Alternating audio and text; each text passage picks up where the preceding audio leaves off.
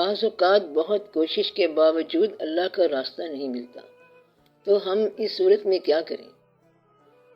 آپ اپنی کوشش ترک کر دیں، ہم خود ہی آپ کے ساتھ ہیں، آپ ذمہ داری سے آزاد ہیں، آپ ذمہ داری مت لیں اور یہ نہ کہیں کہ ہم جکڑے ہوئے ہیں، بے بس ہیں، زور لگ رہا ہے، ہم آپ کے خیال میں بیٹھے ہوئے ہیں۔ اللہ پاک آپ کو سلامت رکھے۔ آپ چھوڑ دو اس بات کو، خیال کی فکر نہ کریں، خیال کہیں نہیں جاتا، خیال پیچھے کہیں سے آتا ہے۔ ایک ان پڑھ بندہ بیٹھا ہوتا ہے اور پیچھے سے قلم کی طاقت آ جاتی ہے اور وہ نعت لکھنے لگ جاتا ہے۔ یہ حضور پاک صلی اللہ علیہ وآلہ وسلم خود لکھواتے ہیں۔ ایک دفعہ سعدی شیرازی رحمۃ اللہ نے نعت کے 3 مصرے بنا لیے: بلغ العلا بکمالہ، کشف الدجا بجمالہ، حسنت جمیع خصالہ۔ اس کے بعد قلم رک گیا، کتنے دن گزر گئے مگر چوتھا مصرع نہ آیا۔ سعدی رحمۃ اللہ بہت پریشان ہوئے اور روتے رہے۔ پھر حضور پاک صلی اللہ علیہ وآلہ وسلم نے فرمایا کہ یا سعدی لکھو صلو علیہ وآلہ، تو اس طرح بھی مصرع پورا ہوتا ہے۔ اصل میں ہم محبت نہیں کر سکتے، محبت وہ خود ہی کرتا ہے، پہل وہ خود ہی کرتا ہے، وہ تو اللہ ہے۔ یہ کیسے ہو سکتا ہے کہ ہم پہل کر جائیں؟ اس نے کہا ہے کہ میں چھپا ہوا خزانہ تھا، تو میں نے چاہا کہ میں ظاہر ہو جاؤں، بس میں نے تم کو پیدا کر دیا۔ تو راز یہ ہے، ظہور کس کا ہوا؟ اللہ کا، اور عالم ظہور میں کون ہے؟ آپ۔ یہ تو بڑی زبردست سرفرازی ہو گئی۔ جب تک آپ ہیں اس نے ظاہر نہیں ہونا، اور جب وہ ہوا تو آپ نے نہیں ہونا۔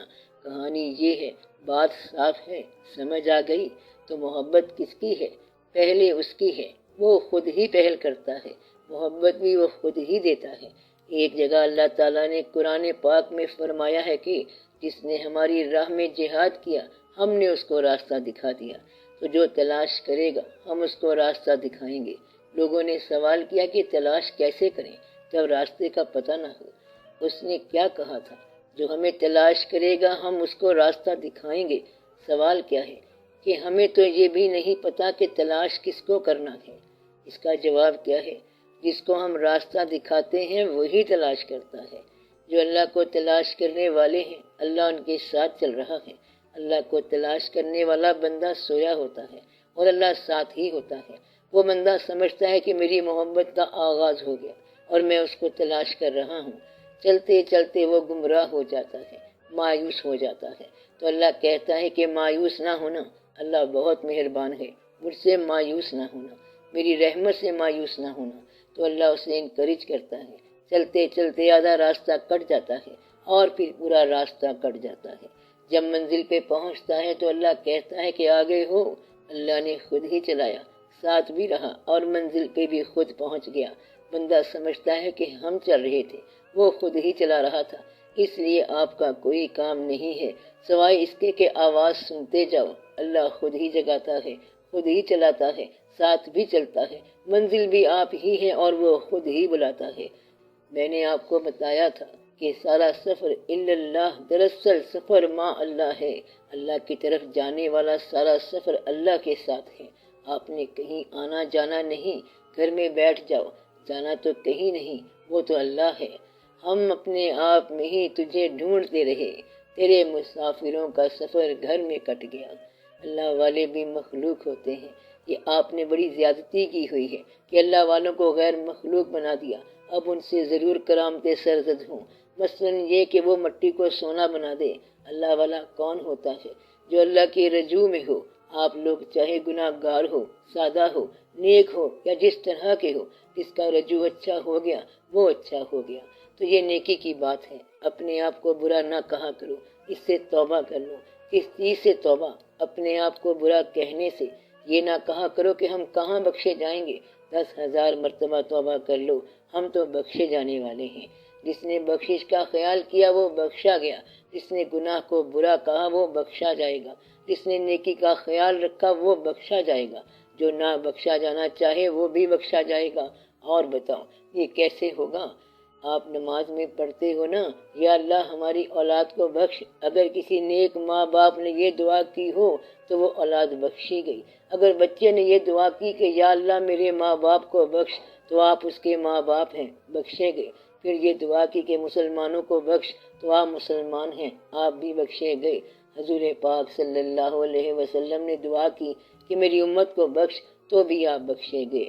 بخشش کے بڑے چانسز ہیں، آپ ضائع کرنا چاہو تو بھی نہیں ہوں گے۔ تو یہ بڑی بات ہے، یہ سمجھنے والی باتیں ہیں۔ رحمت کا یقین ہی رحمت کا حصول ہے۔ کیا کہا؟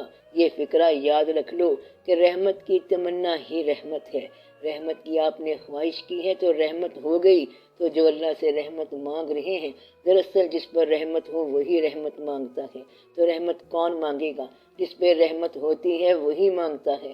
بس اللہ میاں سے ایک چیز نہ مانگا کرو، یہ پکا وعدہ کرو، اللہ میاں سے پیسے نہ مانگا کرو۔ یہ کیا وعدہ کر دیا آپ نے؟ آپ غیر اللہ کو نہ مانگو، آپ اللہ تعالیٰ سے اس کا رحم مانگو، فضل مانگو، اللہ کے حبیب صلی اللہ علیہ وآلہ وسلم کی محبت مانگو، اور اس طرح چلتے چلے جاؤ بالکل اعتماد کے ساتھ اور یقین کے ساتھ۔ وہ جو چاہتا ہے کرتا ہے، وہ کسی انسان سے غافل نہیں ہے، کسی مستقبل سے وہ غافل نہیں ہے، کسی ماضی سے غافل نہیں ہے۔ اس کے لیے کوئی زمانہ نہیں ہے، نہ ماضی، نہ حال، نہ مستقبل۔ اس کے لیے سب ایک ہی زمانہ ہے، ہر زمانہ اس کا ایک ہی زمانہ ہے، سب حال ہے اس کا، سب حال ہے۔ وہ جیسے تھا ویسے ہی ہے۔ آپ اللہ کو رحم والا دیکھو، اور اگر اسے رحم والا سمجھو گے تو رحم ہی دے گا۔ ایک آدمی کو کسی نے سمجھایا کہ اللہ کی کیا ذات ہے، اس نے بتایا کہ اللہ ایسا ہے کہ اس کو جیسا چاہو گے ویسا پالو گے۔ اچھا سمجھو گے تو اچھا ہی ملے گا، رحمان سمجھو گے تو رحمان ہی ملے گا، رحیم سمجھو گے تو رحیم ہی ملے گا۔ اگر یہ سمجھو گے کہ اللہ پائی پائی کا حساب لے گا تو وہ پائی پائی کا حساب لے لے گا۔ اللہ کو کیا زیبا ہے کہ وہ پائی پائی کا حساب لے۔ ایک آدمی خانہ کعبہ میں گیا، کہتا ہے کہ اللہ میاں بات یہ ہے کہ ہمارے انسانوں کی دنیا میں یہ رواج ہے کہ اگر دشمن خود چل کے گھر آ جائے تو ہم معاف کر دیتے ہیں، ہم تیرے گھر میں چل کے آ گئے ہیں، اب معافی دے دے۔ تو اللہ نے اسے معاف کر دیا۔ اب اس میں ایک راز اور ہے، کچھ لوگ کہتے ہیں کہ اپنی دعاؤں کو خود ہی منظور کر لیا کرو۔ بات سمجھ آئی؟ آپ ہی دعا مانگی، آپ ہی آمین کہا، اور پھر آپ کا دل کہے گا کہ منظور ہے، کیونکہ جو نامنظور ہونے والی بات ہوگی وہ دعا آپ کے پاس آئے گی ہی نہیں۔ یہ ایسا راز ہے، اس میں بڑی آسانی ہے۔ ایک کہانی سنو۔ ایک آدمی تھا، اس سے کسی نے یہ کہا کہ اللہ کی محبت کیسے ہے، کہ اللہ کو جیسا چاہو گے ویسا پالو گے۔ اس کی مثال یوں ہے کہ ایک آدمی ایک مرتبہ جنگل سے گزر رہا تھا۔ وہ ایک ایسے درخت کے نیچے پہنچا جہاں ہر دعا منظور ہو جاتی تھی، یعنی کہ جیسا گمان ہوتا تھا ویسا ہی ہو جاتا تھا، یعنی وہاں جو خیال کرو وہ پورا ہو جاتا تھا۔ اس آدمی نے سوچا کہ کیا ایسا ممکن نہیں ہو سکتا کہ اس جنگل میں کھانا مل جائے؟ اس کو صرف خیال آیا اور کھانا حاضر۔ پھر سوچا کہ پانی، تو پانی بھی موجود۔ پھر سوچا کہ سونے کے لیے چارپائی بھی ہونی چاہیے تاکہ دوپہر کو ریسٹ کر لوں، تو چارپائی بھی موجود۔ سوتے وقت خیال آیا کہ کہیں کوئی شیر نہ آ جائے، شیر آیا اور اسے کھا گیا۔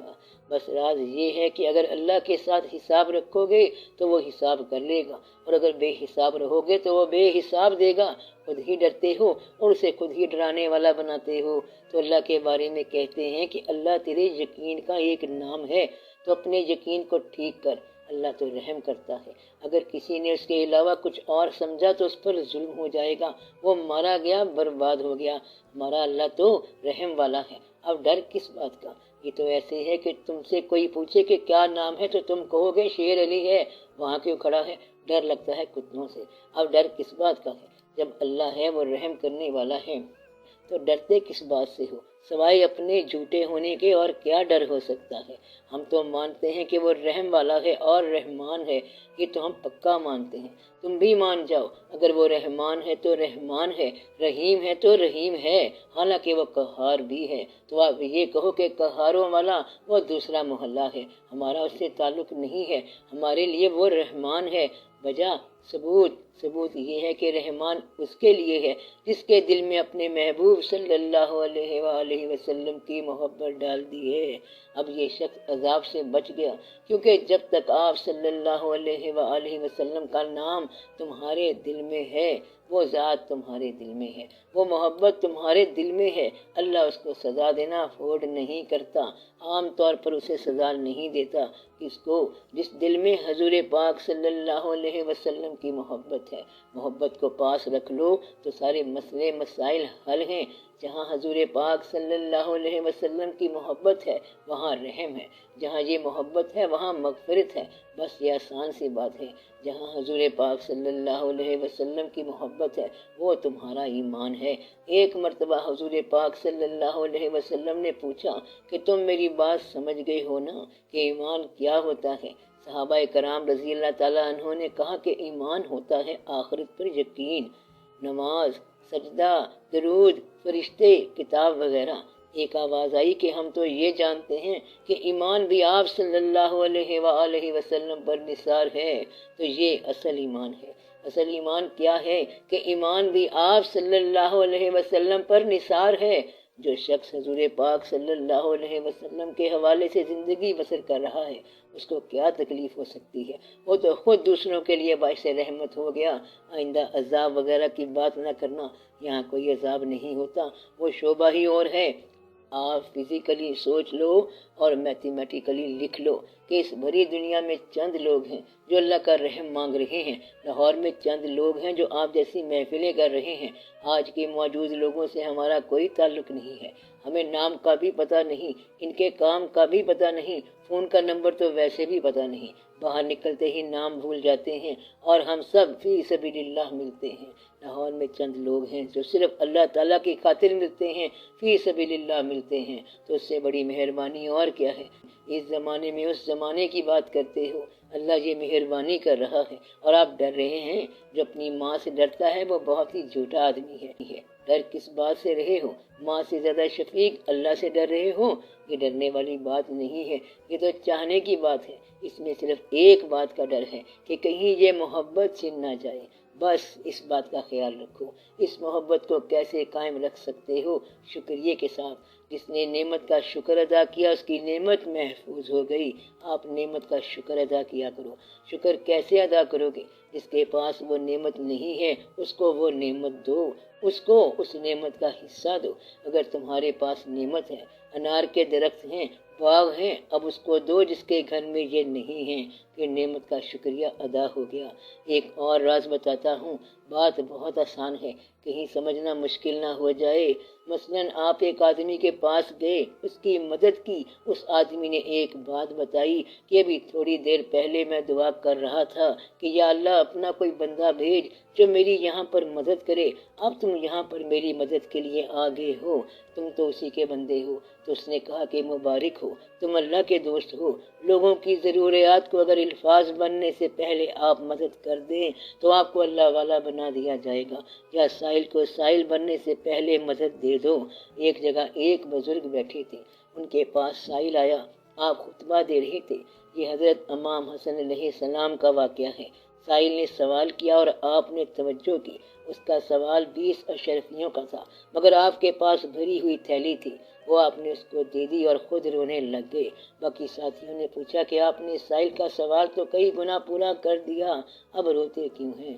آپ علیہ السلام نے فرمایا کہ میں غافل ہو گیا تھا، ورنہ وہ سوال کی اذیت سے بچ جاتا۔ تو وہ اس غفلت پہ رو رہے تھے کہ وہ سوال کی اذیت سے کیوں گزرا۔ اگر توجہ میں ہوتا تو سوال کرنے سے پہلے ہی اس کی مدد کر دیتا، تو اس بات کا وہ افسوس کر رہے تھے۔ تو آپ سائلوں کو سوال کرنے کی اذیت سے بچایا کرو۔ بات سمجھ گئے؟